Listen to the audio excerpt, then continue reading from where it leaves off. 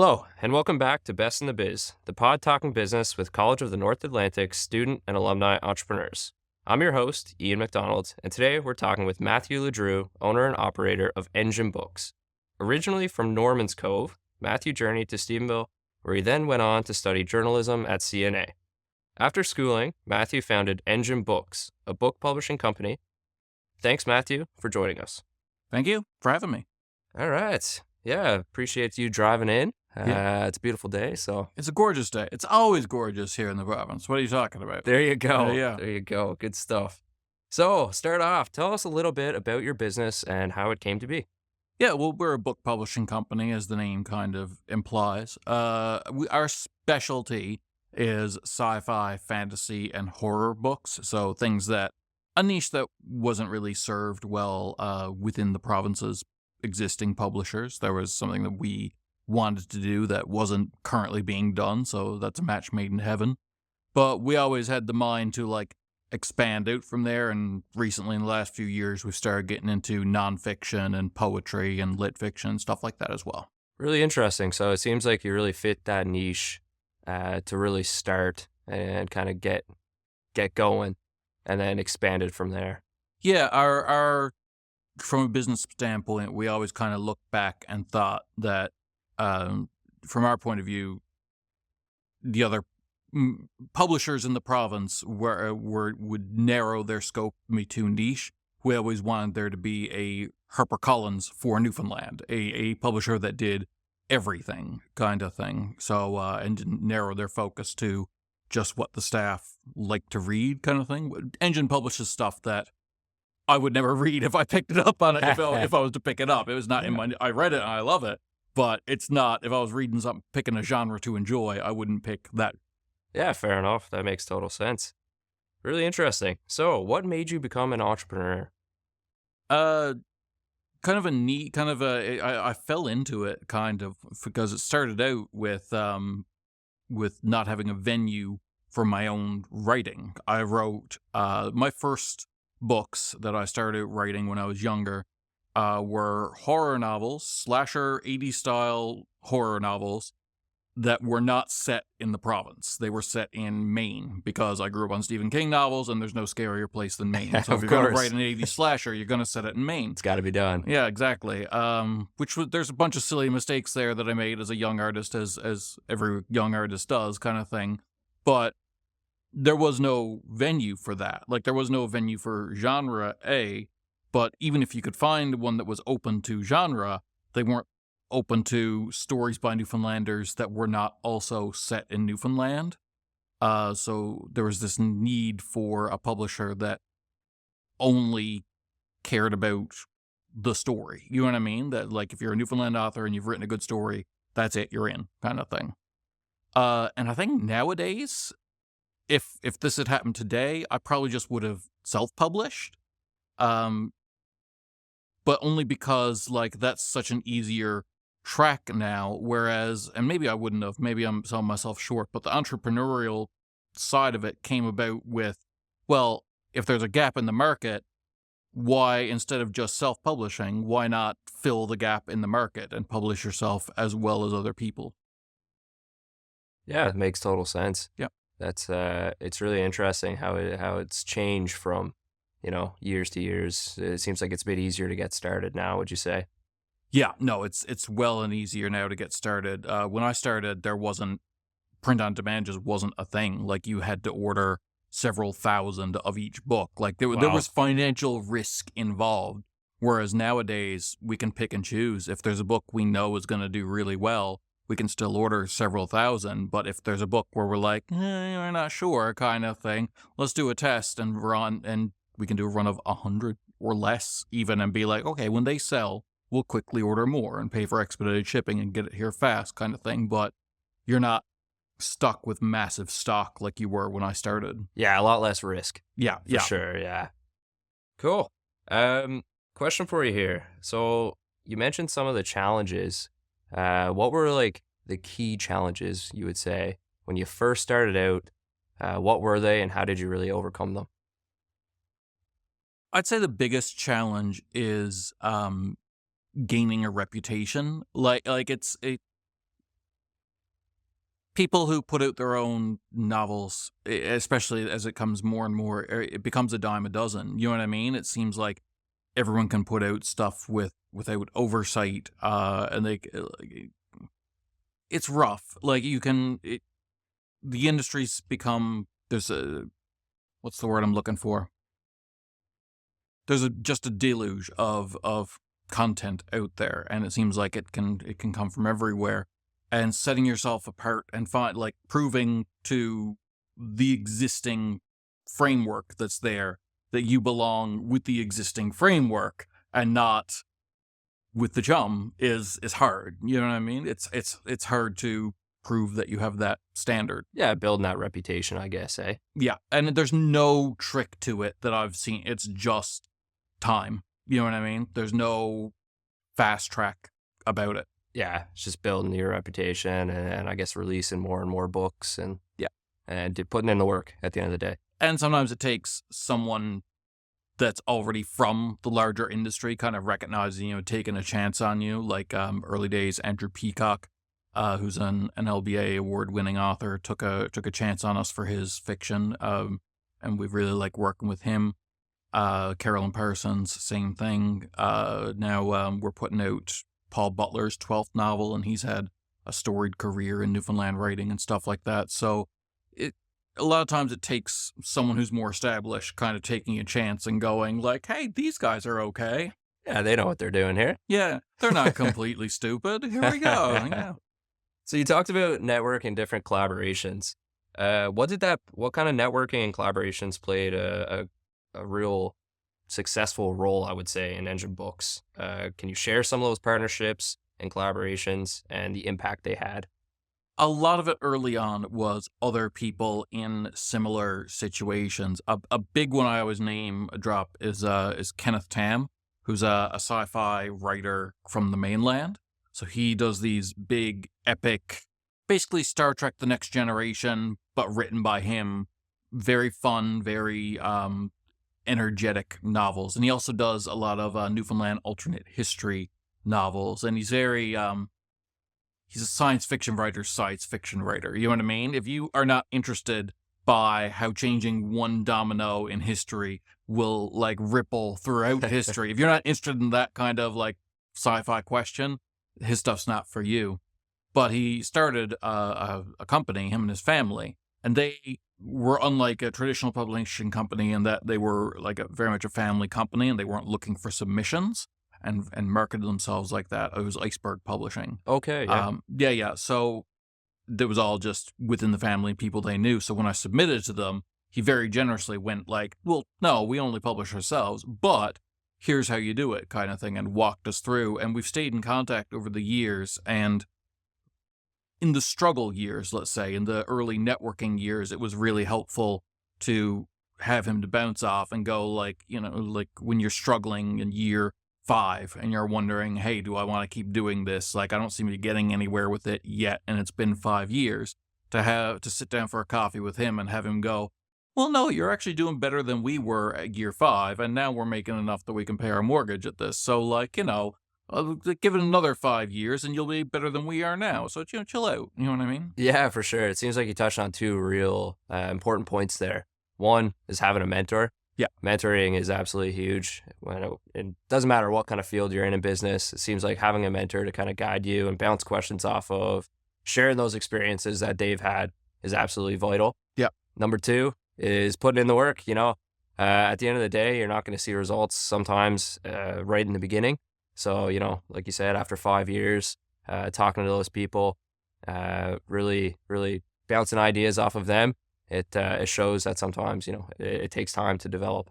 Yeah, absolutely. I really in this industry, I find I network best with people who are also passionate.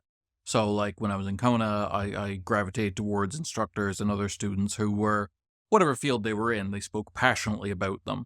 When I was in MUN, I did anthropology because I took anthropology, the intro to it, and the course instructor was so passionate about it that he sold me on it. I was like, I want to keep picking up what this guy's putting down. And just, that's one thing with this industry, it takes so long to get ahead that you've got to love it. You know what I mean? Like, this is not the industry for like a regular entrepreneur, for a person who's like, I would like to make money in business. What business should I start? I'm like, no. First, you have to be in love with the art form That's to right. get you through the first 5-10 years of I'm gonna pull out my hair. Yeah, a bit of growing pains. Yeah. Yeah, no doubt about that. So speaking of CNA, you mentioned you did the journalism program. Sure did. So what kind of role did that play with respect to your business? That was huge, actually. So I was kind of like, I didn't work in journalism very long. It was not for me. But the reason for that was very simple. I was a young kid who liked to write. And in my head, the only writers I knew were Clark Kent and Peter Parker. And I was like, oh, I know, Lois Lane. And I was like, oh, okay, I know, I'm a writer. I'll be a journalist. And got out in the field and realized that writing fiction and writing fact are two very different things, and I only like one of those things. But when I went and started the business, it was all the training from CNA made it possible to start. Because, like, there's all these costs that you don't think about starting out. So, like, the cost of, like, the layout and design software, getting someone to do the layout and design for you, especially now, 15 years ago, before Canva, before any of this. Knowing cover design, knowing, like I said, layout and design, knowing if you're doing trailers for yourself, video editing, knowing audio editing, if you're doing audio books, all this kind of stuff that CNA did teach me to let me go be a journalist. Like, I'd gotten all that layout and design training.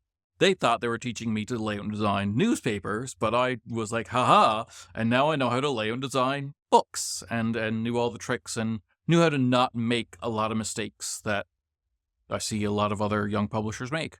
Yeah, I translated a couple of those skills, I guess. A lot of skills. Yeah. Yeah. And it seems like that's the common theme that we get when talking to a lot of entrepreneurs. It seems like CNA has really laid the foundation for a lot of their businesses, and then they've kind of built on that and really built their business up from that. Yeah, big time. I use skills that I learned at CNA every single day in my business, and it's the reason that my business was able to grow and be so successful, because in those early, like I said, growing pains years, if I had to pay someone else to do those things, if I couldn't do it myself and just brute force it, we would have gone under. Yeah, it's an added expense that you just can't afford in the early days, hey? Big time. Yeah. So you mentioned working with various genres of books. Does your approach to marketing really change? So, like, what's the difference in marketing horror versus political nonfiction? If so, how? Huge difference between those two. So, with horror, obviously you can use certain images. You know what I mean? Like, you can play on. There's a lot you can also compare it to other things. Like, when I was talking about my books that, like, oh, it was like an 80s slasher, I told you nothing about what the book was about. I just said it was an 80s slasher riff, not written and sort of set in Newfoundland. And you were like, oh, okay, I got it. Like, Yeah. I know what you're Yeah. talking about there. It's very easy to, like, do if you like this, then you will also like this, for horror especially. Fantasy less so, kind of thing, but still on that same track. You can do that for the genres. It's much harder with say, like, political nonfiction, because you've got to kind of exercise a framework. You've got to be like, hey, do you remember this event? No? Okay, well, let me tell you about it, and this is what this book's about. And you've got to really know what it's about.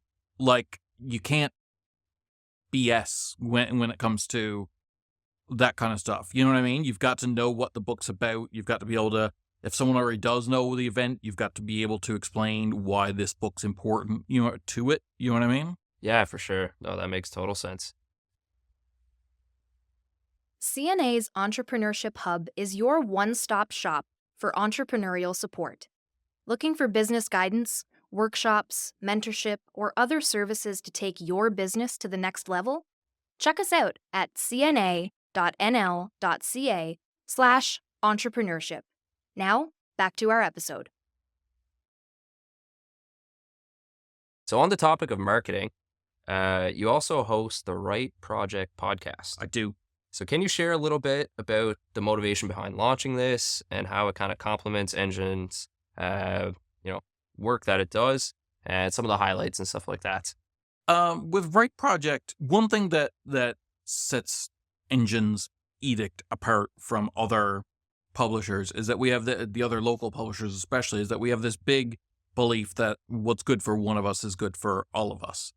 From what we've seen at conventions or book fairs or whatever, readers pick favorite authors. They do not pick favorite publishers. Most people in this province would not be able to name the different publishers, and we who are in the book world kind of lie to ourselves, and because we can name them all, and we can look at a book and know which one it's by, and be like, oh, that's a Engen book, or that's a whatever book, you know what I mean? Yeah. But the general reader in the province can't. Like, a reader is a reader is a reader, and no matter how many publishers there are in this province publishing no matter how many books, the readers are voracious. Like, we will never be able to publish enough content to do that. And so with Right Project, it was, I could just do a podcast with Engen authors and like shove it online and, do what we do. Or, because I want to do this and I really enjoy it, and it's actually how I relax. Like, it kind of, like, it's not, Right Project's not Engen, really. It's something that I do separate from that. And it kind of relaxes me. It tickles me. I'm like, oh, I get to go have fun at the microphone for a little bit, like this. You know what I mean? Yeah, it's enjoyable. Yeah, absolutely. Yeah. And connect with authors that I wouldn't otherwise have connected with and stuff like that. But the big thing was and it took some proving, to prove to people that, like, no, this is not the Engen Books podcast. This is the Writers from Newfoundland podcast. Yeah. As a person who grew up in the 80s, if you're asking my big gets for Right Project, the fact that I've had Kevin Eastman, creator of the Ninja Turtles, on no less than 4 times, and that we're now on just a regular rotation of when he's doing press days, he'll be like, hey, Right Project, you want to go on? I'm like, yes, I would like to talk to you again, Mr. Kevin Eastman. Absolutely. Of course. What times work for you? Absolutely. Person who created my entire childhood. Yeah. So I would say that's probably the most successful moment for the podcast. Yeah, probably. Yeah. What would be the most successful moment for Engen Books, would you say? That's really difficult. I get asked a lot by authors that we work with, that I'm friends with. I assume we're friends. They'll be like, do you ever step back and look at, like, how much Engen's grown in the last, 10 years? And my answer is always no, because that would require stopping for a second. Yeah. I'm so go that I don't stop to notice. Like, when we just put out, I'm so proud of this, but we just put out The Queer History of Newfoundland, or A Queer History of Newfoundland by Rhea Roman. Really great book. Huge, massive, almost 700 pages, monstrosity of a book covering as much queer history in the province up until the year 2000 as she could fit in it. And, like, that's a big moment where I'm like, okay, this feels like an important book, where I'm like, this is important and this is great. But I'm already moved on to the next book as well. Like, I'm already laying out and planning the next one. I'm like, this feels really important, but I did just put it out. Yeah. You know what I mean? Proud to be a part of it, but absolutely. Can't take a break to really relish on it, hey? Exactly. And I feel like that one will remain important to us. For sure. Yeah. Like, just because of the subject matter and the importance of it and stuff like that. But at the same time, every book feels really important for 5 minutes, and then I'm very quickly on to the next book because the deadlines are looming. Of course, yeah. No, that makes total sense. So, getting into the last couple questions here. What advice would you give an aspiring entrepreneur? And then also, how about an aspiring author? Aspiring entrepreneur would be love what you're doing, because you'll never get through those rough patches, like I've said a few times already in this interview, if you don't love what you're doing. You just can't. There's got to be a reason other than fiscally for what you're doing. At the same time, set yourself a limit, a hard and fast limit, just like when you're going to a casino or something like that. There's got to be a moment where you're like, when I have lost X amount, I am out. No matter what my heart tells me, no matter how I'm being lied to by my head, I am out when I've spent X amount. So it's this push and pull where you have to love it, or else you'll be too stressed early on. But if you love it too much, you'll sink too much money in. You know what I mean? It'll be this, like, you'll end up with, like, what's it called? Garage capable. You know what I mean? Like, there's it's a fine Avon line. people that end up with, like, all the product in their garage. Yeah. So you've got to love it, but set yourself that firm limit. Like, I will not go above X amount debt. Yeah. There's definitely a balance there between passion and financial responsibility, I would say.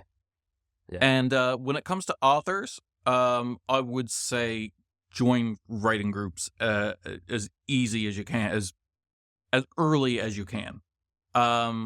Get feedback from other authors. Never take it too seriously, because we're all just other people perfecting our art form, but also don't dismiss it out of hand, and get your act structure down. Like that like, so many of our stuff that gets, like, sadly goes to the rejection bin is because there's just no act structure whatsoever. You're like 100 pages into a 1,000-page thing, and you're like, I don't even know who the main character's supposed to be. Go online and look up Story Circle and Four Corner Opposition. Those two things, if you can get them down and be even a decent writer, we can clean up the rest, kind of thing. If you're passionate about what you do and you have some semblance of structure, you'll do fine. Awesome. All right, finally, where can our listeners find out more about Engen Books and books you publish, as well as other ventures like the Right Project podcast? Well, the Right Project podcast is on CHMR, as well as a couple other stations throughout the province. But it's also just wherever podcasts are. It's out there. You go in your podcast app that Grandpa LeDrew doesn't understand, and you type it in, and then, like, oh, look, it's the podcast. There you go. Listen to it. And Engen Books, we're wherever books are sold now. We've got some distribution, so you can find us wherever you're used to finding your books. But also on Amazon. All our stuff's available on there. And if you're local, just drop down and see me at the farmers market on Saturdays. It's my favorite spot to be, because I get to, like, chat with people and have fun. It is. Some people don't understand how I can do it every week, how I can be like Mr. Salesman every week. I'm like, man, I'm talking to humans. Humans are the best, except when they're not. But most of the time, they're the best. Fantastic. Well, thanks again, Matthew, for coming on. And that's a wrap for this episode, folks. Thank you for tuning in to Best in the Biz, CNA's entrepreneurship podcast. Leave a review if you liked today's episode, and keep up to date with all new episodes on our website at www.cna.nl.ca/entrepreneurship, and on all major streaming services at Best in the Biz CNA.